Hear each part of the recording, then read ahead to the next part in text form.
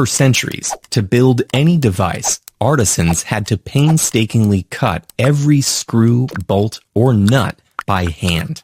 But all this changed in the 1790s, when British metalworker Henry Maudslay developed this highly precise lathe. Suddenly, these previously handmade components could be reproduced mechanically and at scale. This may seem like a simple innovation, but it had a profound effect on the world. The standardization of these parts helped usher in the Industrial Revolution.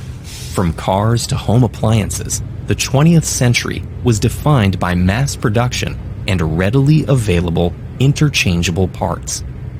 This made repairing items relatively easy. If your shower head gasket failed or the hose for your washing machine sprang a leak, a hardware store likely carried replacements. Today, interchangeable parts are as important as ever for mass production. However, some companies are working hard to prevent consumers from swapping out components on their own. In many cases, repair can only be done by the original manufacturer, if at all.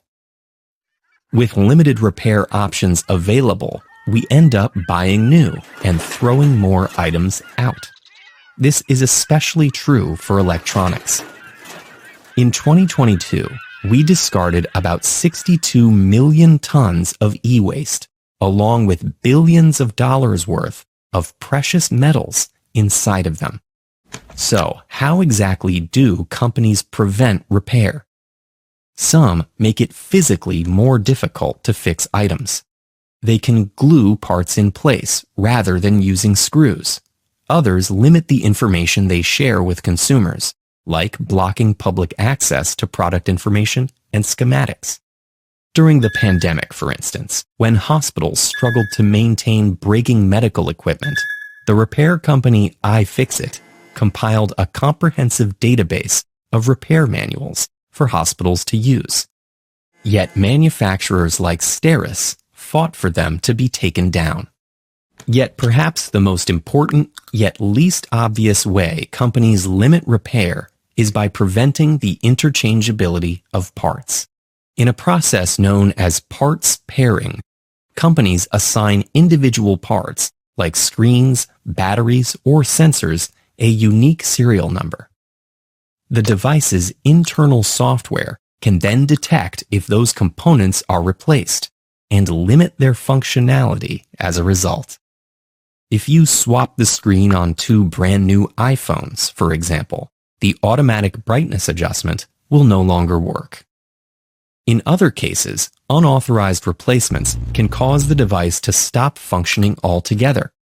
If a farmer uses an independent shop to repair certain parts in a John Deere tractor, it won't operate until a company technician authenticates the new part using authorized software.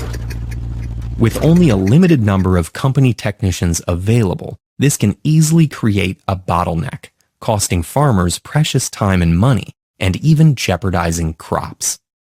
Manufacturers can also use software to give devices predetermined end-of-life dates, after which they no longer receive important updates and slowly become unusable. All this gives manufacturers unprecedented control over the products we buy and limits the way we repair them. Critics liken these tactics to a form of planned obsolescence, a manufacturing strategy where a product is deliberately designed to fail, to keep both demand and profits high. But companies pose two main arguments in defense of these practices. First, they claim that giving consumers and third-party repair shops access to their software could create cybersecurity risks. They also argue that they could be liable if a product malfunctions after a third-party or consumer repair. A shoddy repair to a medical device, for instance, could have deadly consequences, and the manufacturer could be blamed. However, major reports, like those from the U.S. Federal Trade Commission and the Food and Drug Administration, find little support for these company claims. Parts pairing and repair limiting practices are now being closely scrutinized in courts all over the world as consumers fight for the right to repair. And states, including Colorado and Oregon, have passed laws banning parts pairing. Community-led movements have also taken root. Over 2,500 cities across the globe, from Amsterdam to Boise to Bangalore, have established repair cafes.